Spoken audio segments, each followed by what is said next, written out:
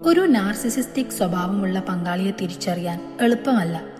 കാരണം തുടക്കത്തിൽ അവർ നിങ്ങളെ ഒരുപാട് സ്നേഹിക്കുന്നത് പോലെ തോന്നിപ്പിക്കും.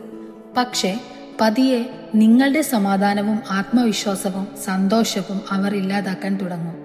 നിങ്ങൾ കരയുമ്പോൾ പോലും നിങ്ങളുടെ വേദന മനസ്സിലാക്കുന്നതിന് പകരം നിങ്ങളെ തന്നെ ആയിരിക്കും കുറ്റപ്പെടുത്തുക. അവർ തെറ്റ് ചെയ്താലും അത് ഒരിക്കലും സമ്മതിക്കില്ല. എന്തെങ്കിലും ഒരു കാരണം പറയൂ, ഒരു പുതിയ കഥ പറയൂ. അവസാനം കുറ്റം നിങ്ങളുടെ മേലാകും. പിന്നെ എന്ത് സംഭവിക്കുമെന്നറിയാമോ? വലിയൊരു വഴക്കുണ്ടാക്കും, നിങ്ങളെ വേദനിപ്പിക്കും.